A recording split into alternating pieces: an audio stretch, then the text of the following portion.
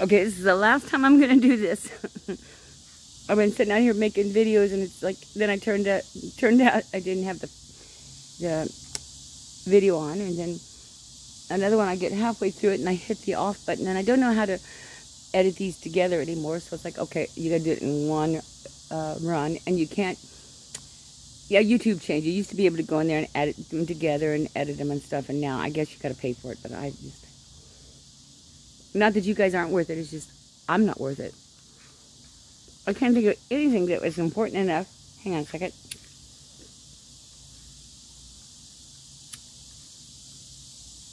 That I would be saying to you guys that you possibly need me to pay for, or that I need to anyway. So I'm sitting on my porch. I'm waiting on my bunny. Now, since I've been here, almost every morning there's a bunny that sits in that little yard, that front part of my yard. There's my French drain I got finished. And he hasn't been here today or yesterday. So I'm getting a little nervous about him. All right, these are the plants my husband got me. My toes. You know, my husband gets me flowers all the time. Well, at least once a month or so. And not because I don't deserve them, because I deserve them anytime, but at least once a month he's a jerk. So he just kind of hedges his bets, I think is what he calls it. Anyway, these were so pretty. They're hibiscus, which I absolutely love, and I want my giant hibiscus back if you remember them from the old house. However, see what a pretty red those are? They're supposed to be white. Now, I don't mind them being red, but he did buy me white ones. But since they've been blooming red. So I think somebody changed the tag on them, and that's not fair. But I'll go get different ones. Eventually, he'll get me. We want 4 or 5 of them because I loved my hibiscus, especially the giants. So since I've been here, we have done a lot in the yard. Giving you a tour of my backyard from my chair here. All right, that was all overgrown. All the fence lines were overgrown, and we got that all cut off pretty much. Back there is a rotten pile of firewood. Well, it's been back there so long that all it is just a pile of bug-eaten, you know, rot. So we're going to get rid of that. I did cut out there was a bunch of wild raspberries back there. And the raspberries that they produce are little bitty, unless you really work at those vines. So I cut the vines down, and we'll see. I haven't decided. Our back house is going to go right up there. Already got it. Yep. So, oh, I just got, you know, I just can't smoke a pipe in my trash can. I just can't smoke a pipe and talk at the same time. I just blow so much out. But that's because I leave it in my mouth all the time. You know, I don't take it out, talk, and put it back in. I just talk around it. But you guys are used to that. It's called Sue talk, isn't it? Anyway, so continuing. Excuse the black tape up there, but it will go away. We just got a new cover coming in. The cover broke on us. They put a temporary cover on our deck, which is really fun because it really gives me a nice space to sit out here. Let's see, what have I got? Okay, let's go this. All right, so these are morning glories coming up, and they're going to be planted all along that edge of the porch. Along the fence line there, I forgot to tell you, is we planted moon lilies. So that'll be interesting too. You guys are, I think, if you watched about my grapes back there, I have these wonderful grapevines that just are producing like mad. They're Norton grapes. However, they are beginning to have a mold on them. I can't remember what they call the mold, but it makes all the grapes that they contact look like raisins. So actually, I've got a grape and raisin vine. You can't eat them, so it doesn't matter once they get that mold. And you sure can't make the grapes out of them, or the wines. But I wasn't any good at making wine, so I don't think it made any difference to me anyway. Then, see my new garden? Okay. We had a fire pit there. We have this here garden there that I don't know if you can tell my tomatoes are doing, but I actually have humongous tomatoes all over that in there. And that there is an onion going to seed. I learned a lot about onions. If you leave an onion in the ground for 2 years, it will go to seed. Now, this doesn't look very pretty now because it's gone to seed, but when it's brand new, it just looks like a little ball, and then it sends up one little flower at a time off of that shoot there, and that's kind of neat. Anyway, this garden was already here when we came. This garden will go away as soon as the tomatoes are done. That will go away, which is a good thing. And then this is the fire pit, and I have been cleaning. I only did half of it, and you can see I haven't even got to the bottom yet. I had 6 wheelbarrows so far of that dirt and ash and stuff that was in there. I don't think anybody has ever cleaned out. The people that lived here before us lived here for 2 years, and I don't think they ever cleaned it out, and I think there was stuff in there before. The funny thing is there's been little miceys, cute little mice. They're field mice. And the first time I saw one, it was because when I saw him, he was only like that big, but he flattened out to like that as he was scooting under things. My socks. Other sock. Isn't that sexy? Okay, those are my morning glories, and they're going to go right there. Hibiscus is going to go there. Now let's go out to this one. Now this one is the one I did plant, and I'm not good at doing the bracket there. So that's some of my Live Forever. That's some of that purple vine, purple, colas maybe or something. Anyway, there's a bunch of purple in there. And of course my little more Live Forever. Those are sunflowers, but I doubt if I'm even going to get a bloom on them. There's some jalapenos back there, and then there is a bunch of other little peppers, and I don't know if you can see, but on my pepper plant, do you see my little peppers there? I don't even know if I can point to you them without covering them up. Oh, right there. And let's see, the cat comes out once in a while on the deck. She's kind of getting about it. So today I'm going to finish up that. Oh, right over there, I don't know if you can see where that tree is. There's going to be a horseshoe pit. Won't that be fun? Oh, one of my blooms fell off. You know, the thing about hibiscus is, as much as I love them, the thing is they only bloom. Today, these blooms will be dead tomorrow, and it'll look like this, just hanging down, droopy. So, how sad.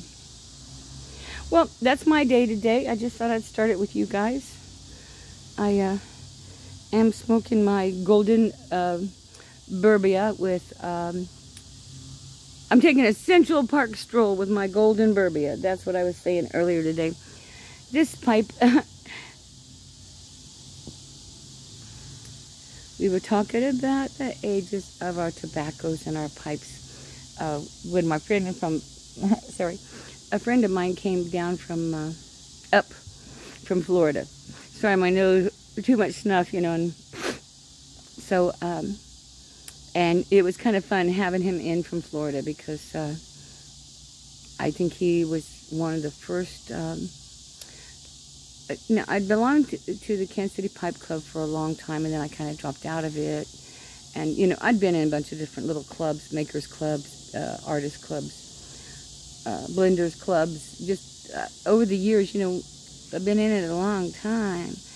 And it was kind of fun because, all right, for one thing, when you're 20 and 1 year of your life, it seems like such a long time because at 20, 1 year is still only 1/20th of your life. But when you're 70 and a year goes by and it's been 1/70th of your life, that went by a lot faster. So when people say that, gosh, the years are flying by the older they get, it's not that they're flying by, it's just that your perspective of that year has changed in that you've lived longer. So now instead of just being 1/20th, it's 1/70th of a year. But I was looking at a lot of my old pipes and a lot of my old tobaccos, and gosh, I'm just smoking them. That's it. I am going to be so tired of Dunhill pipe smoke by the time I'm done. I'd like to say that, but I had put early morning in here earlier and then smoked it and then threw it out real quick and threw in Central Park Stroll. So I say it, I use it up a lot faster than I thought I would when I quit buying tobacco. Years ago, I always said I had enough tobacco that I wouldn't have to buy any more for the rest of my life.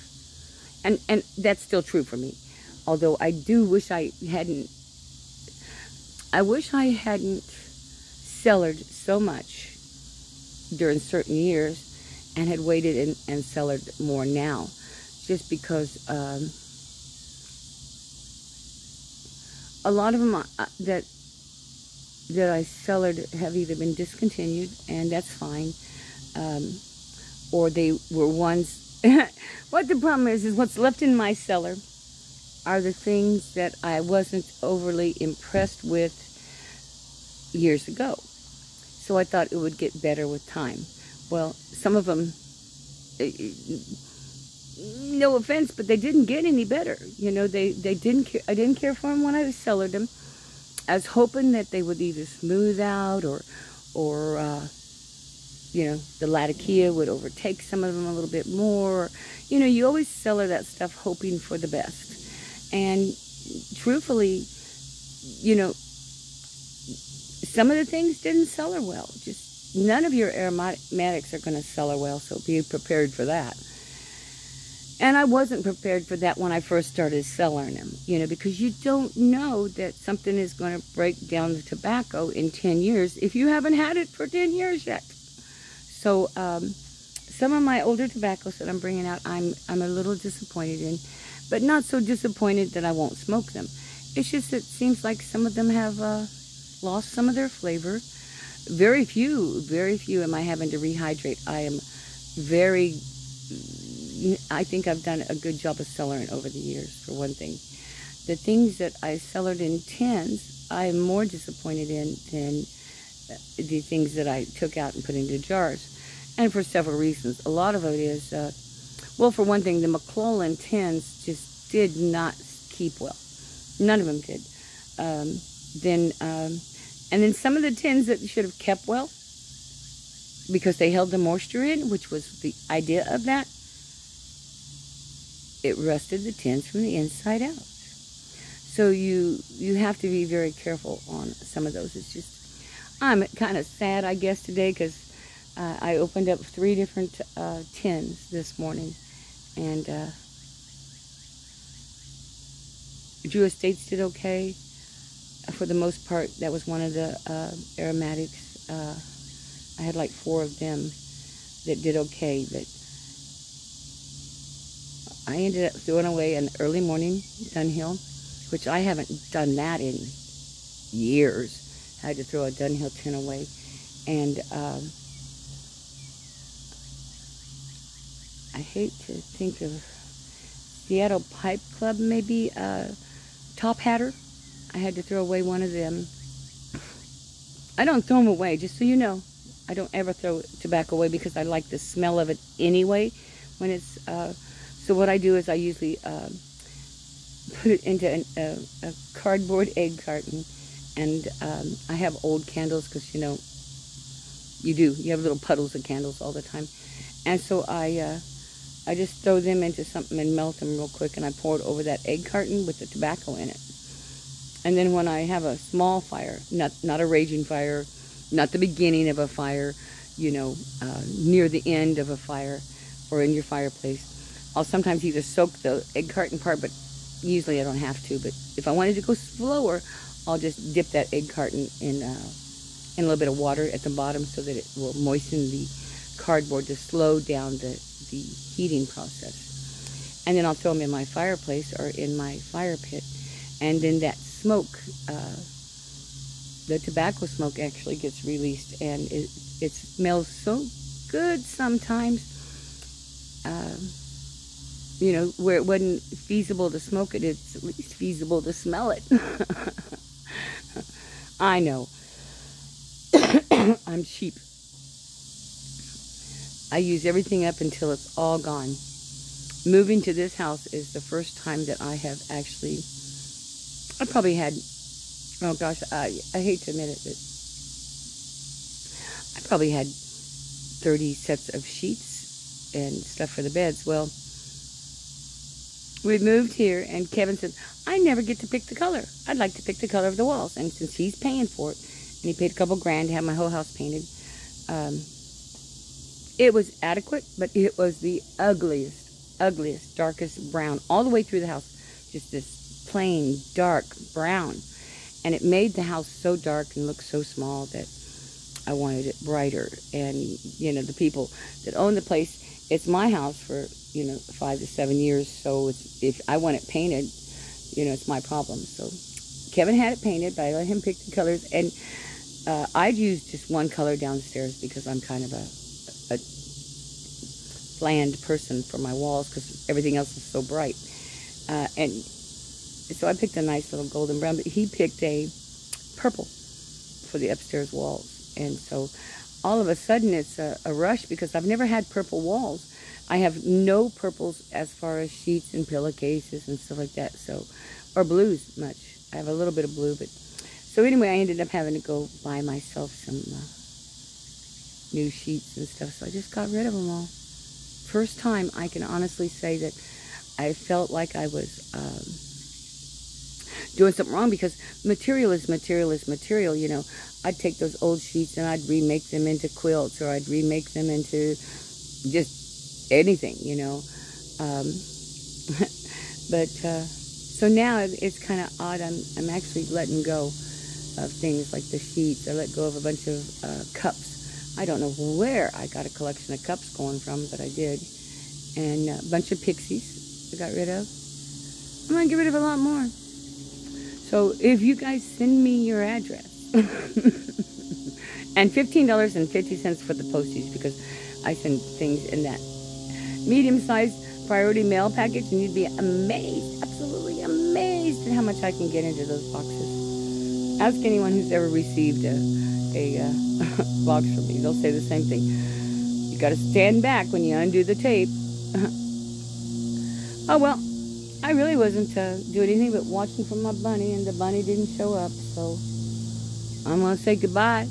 Have a good day. Happy, happy, joy, joy. And as always, I am watching you.